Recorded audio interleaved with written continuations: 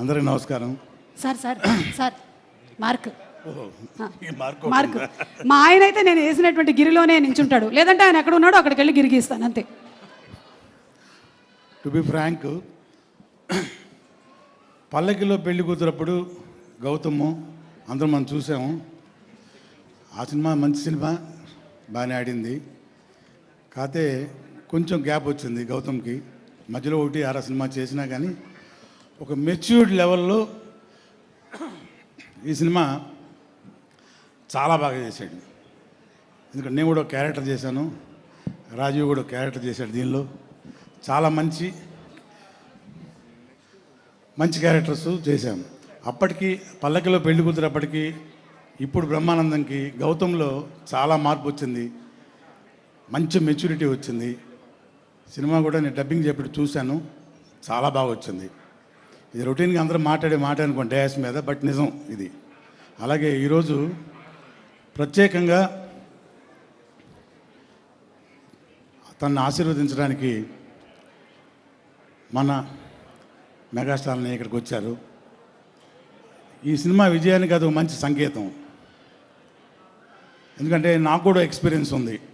ఎలా అంటే మీ అందరూ తెలుసు, ఓ సినిమా బన్నీ అనే సినిమా చేశాను నేను. చాలా మంచి హిట్ అయింది సినిమా.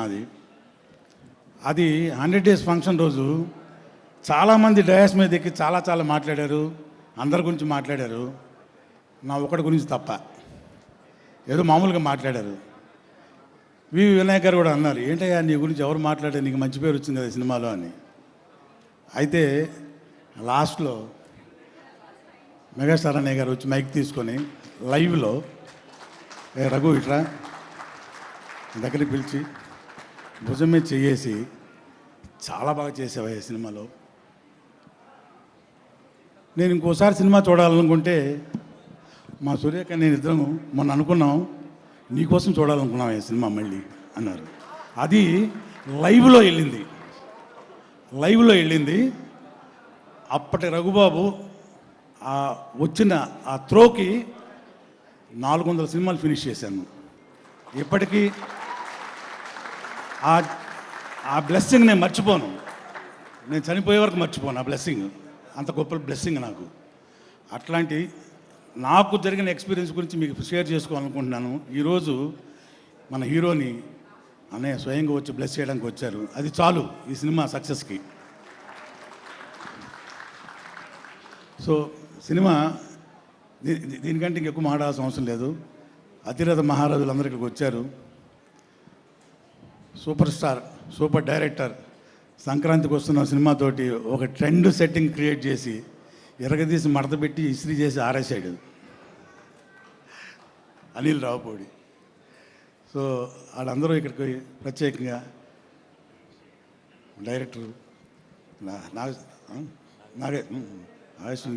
నాగేశ్వన్ గారు అందరూ పేరున ఇక్కడికి వచ్చి, అఫ్కోర్స్ సినిమాలు యాక్ట్ చేసిన క్యారెక్టర్ ఆర్టిస్టులు టెక్నీషియన్స్ అందరూ వచ్చారనుకోండి. వీళ్ళు రావటం, నాగేశ్వన్ గారు రావటం, అనిల్ గారు వీళ్ళందరూ రావటం ఈ సినిమాకి మంచి బ్లెస్సింగ్ అవుతుంది.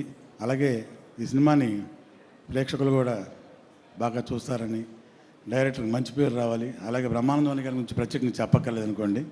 So God bless the film. Thank you very much.